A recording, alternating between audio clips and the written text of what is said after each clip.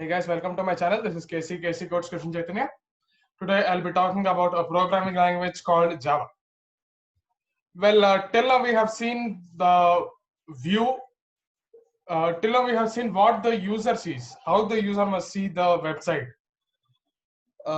what content must be displayed on the website, how it should be styled, and how it should behave, how a website should behave when a button is clicked or when an event has occurred. Today we are going to see the back-end programming, or what happens behind the scenes, behind the website. What data is there and how is it stored and such stuff.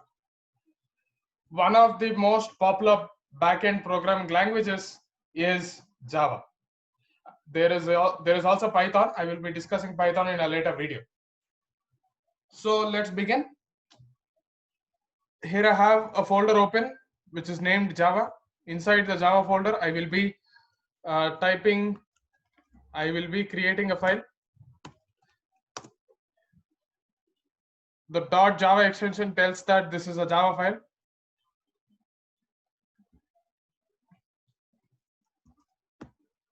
Now the name of this file is a bit tricky. The name of this file must be the class inside which the main method is there, inside which the main method is present. Now, what I mean to say is, from your experience of C and C++ languages, you know that the execution of a program starts from the main method. In Java, the name of the class inside which contains the main method must be the name of the file also. In this case, the main method will be present inside the main class. So let me create a class and name it main. As you can observe, the first letter of the class is capital letter. This is the way to represent a class in Java. Many people use this convention. You can also use small letters, but this is a common convention and I recommend you to use this. So inside the class, I will be creating a main method, the main method. So public means that this method is accessible throughout the program. Static means that there is only one main method. Void means that the main method returns nothing, and then the name of the method main. Inside the parameters, inside the parentheses, I'll be passing an argument of the type string, which is a command line argument, which will be used in taking input from the user. As you can see, there is a capital letter in string, which means that this is a class. The string is a class. This is a reference. I will tell you about references in a bit. So inside the main class, whatever I type will be executed, as you know. So let us start with a simple print method. The syntax for print method in Java is like so. Whatever you type here will be printed. So let me type a string.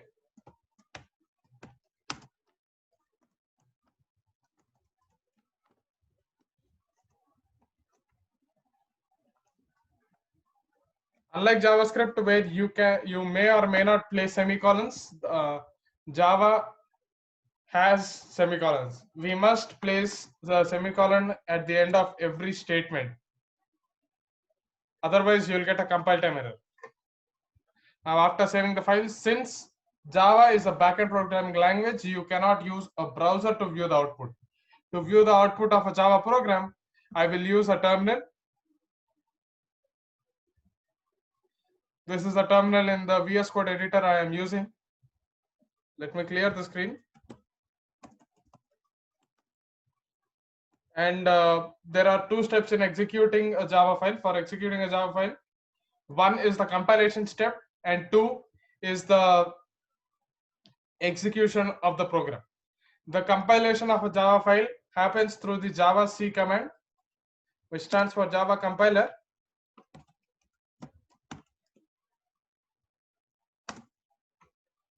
Now, since there are no errors, I will get the next line. This is the way to execute the Java file. Here, as you can see, as soon as I compiled the Java file, I got the main.class file, which contains the bytecode.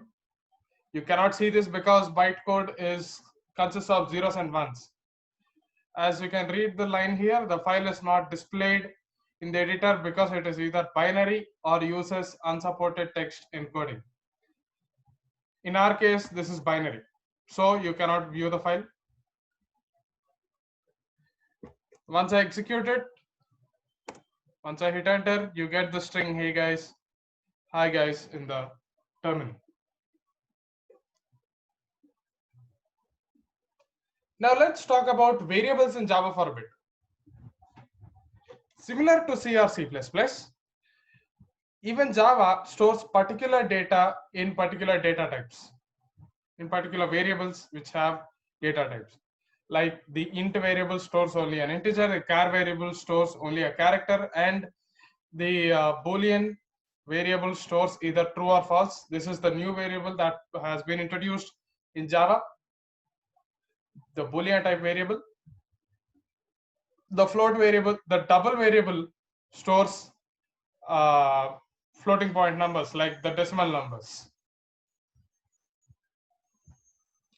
Let me just print the values. Here I'll be declaring an int, a Boolean,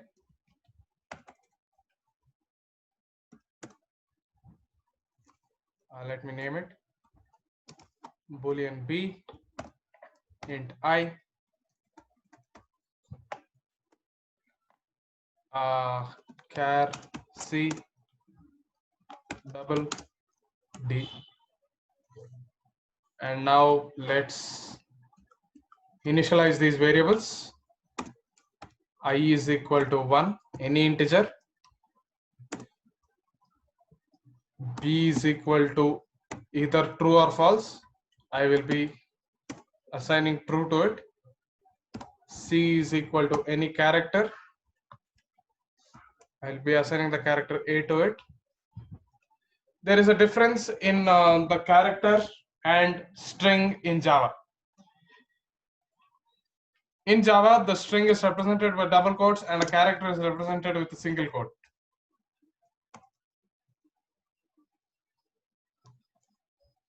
So now, since it is assigned, the values are assigned. Let's assign D to 5.4.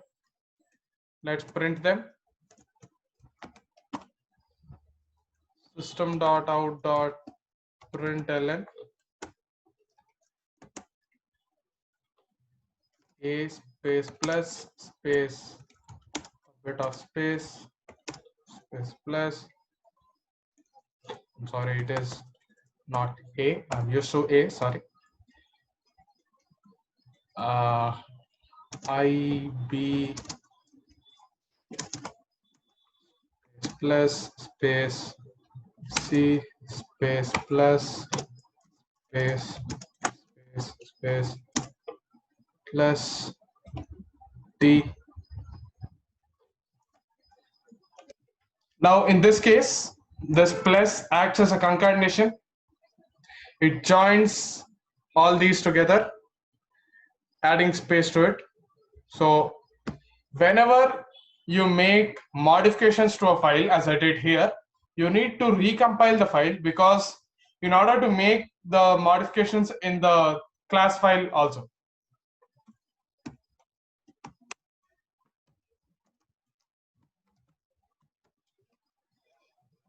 I've recompiled the file. Since there are no errors, I go to the next line.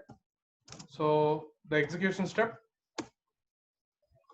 As you can see, this is the integer printed, this is the Boolean printed, this is the character printed, and 5.4 is the double value which is printed. A float, even if I store a float,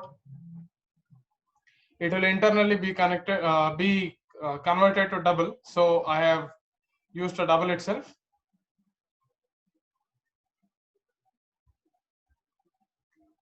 So let's get rid of this code. I need to talk about methods now. So a method in Java is nothing but a function which is written inside a class. Let us consider I have a class called new class.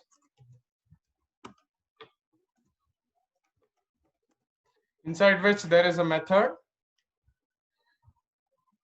which returns nothing. So void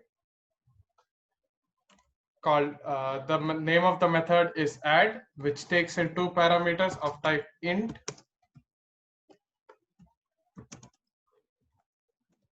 Now, as per the definition of this, I will be creating another variable called answer,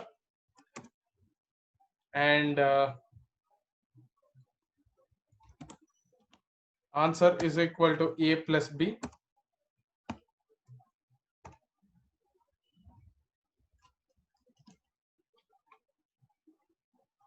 I can initialize this answer variable on line 3 itself, but as per my habit, I have first initialized the variable and then later I have used it here on line 4.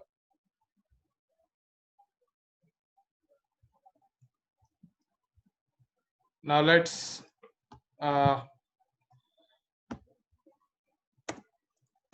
now we will create the object of class A inside the main class, main method.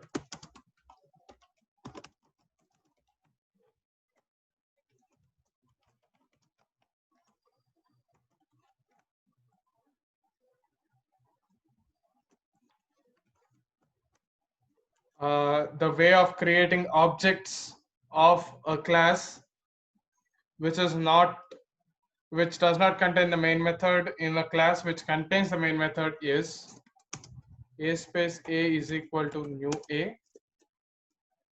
In fact, this is my habit, I'm sorry. I usually name the class A.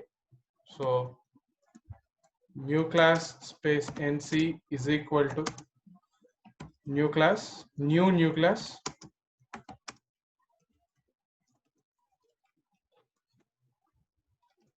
Now what happens is an object is created called nc in the memory, and this function and this method add is stored inside that object. So let me call the add method. I'll be adding 3 and 4 together.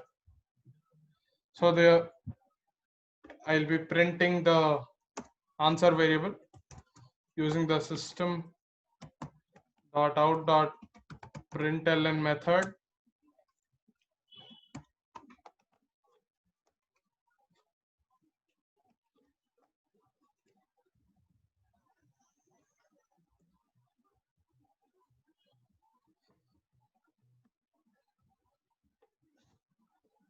Okay, no errors. Since there are no red lines in the code, I can think that there are no errors. So let's compile the file.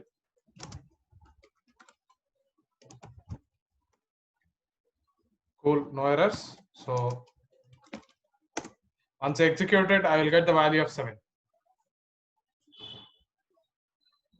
So basically what this new keyword does is it creates the object at runtime.